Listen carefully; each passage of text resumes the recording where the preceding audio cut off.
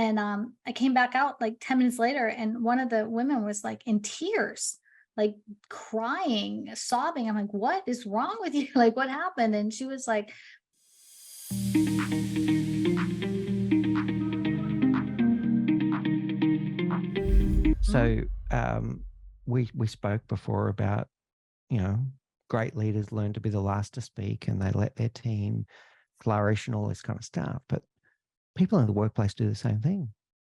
If they're doing a presentation to the group or whatever, they'll be doing those little sideways glances towards the boss to see whether the boss is engaged, whether the boss is happy, whether the boss is upset, etc., etc. Now, I hate to say it to everyone listening to this, leadership is a responsibility, and that moment is a moment of responsibility. And you can choose to have reinforcing behaviors right there, or you can have the moment that you're going to impact what's going to come out of that person's mouth next, whether you like it or not. Even the way that they're sitting on their chair can impact the way the person's confidence, their ability to continue the presentation, where they're going to take the presentation. Those little sideways glances, they can have a And huge impact. if you consider the fact that everyone in that room has their own dark drivers, they have Mm, their own things that they've brought into that. So if I'm already presenting and I'm already feeling a little bit insecure, you might do something completely innocently. I'm going to perceive it differently. And that's why that responsibility is so critical. And that's where empathy, I say this book kind of puts empathy on steroids, because now if I understand that the person here presenting to me isn't just this, this person from the marketing department who's doing their first presentation. It's this person from the marketing department who's standing around me with about 100 little beach balls just hidden, just right underneath the water, all around them, waiting to come up and smack them in the face if they get triggered by something. And I don't want to be that trigger. So it does help you see people differently. mm.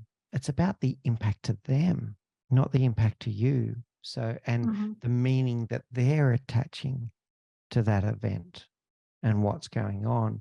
It's not about you, it's about the impact to them, and that it's very individual to them. And like you just said, it could be an innocent thing, but they're going to interpret it in a completely different way to the way that you intended or the way other people in the room might be interpreting that event. So, Well, an example I can give you is when I was, my job at the time was the president of a chamber of commerce, and it was a small office, maybe 4 employees.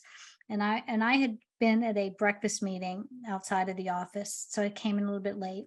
When I walked in, the staff, we had new offices, so the staff had stacked all these brochures and stuff up on the countertops, and they were super excited about it. And I walked in, and I came in from breakfast meeting. I walked in, I said, "Hey guys, this looks a little cluttered. You guys want to like clean this up?" And I just went back in my office, and I came back out like 10 minutes later, and one of the women was like in tears, like crying, sobbing. I'm like, "What is wrong with you? Like, what happened?" And she was like, "You didn't respect what we did. You didn't like what we did. You think we're terrible. You think we're like," and honestly, it was completely, I never even thought about it. It was just like a stupid statement that came out of my mouth with no thought.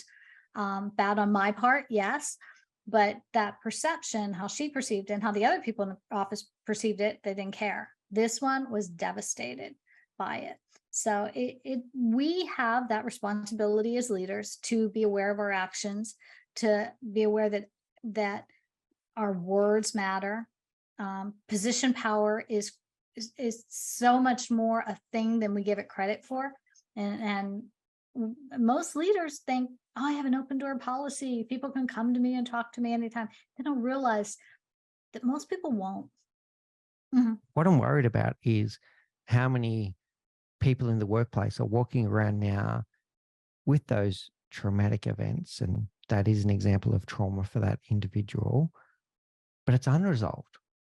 And when I say unresolved, not even in the open, they're carrying this big weight around their neck or whatever the case may be, and they're around the office going, "The boss hates me. The boss hates me. The boss hates me. The boss didn't like what I did today," etc., etc. But they're not talking about it, and if they're not talking about it, it can't be resolved. Like this woman that started to cry, if she didn't start to cry, I never would have known, and she would have been dealing with that on her own.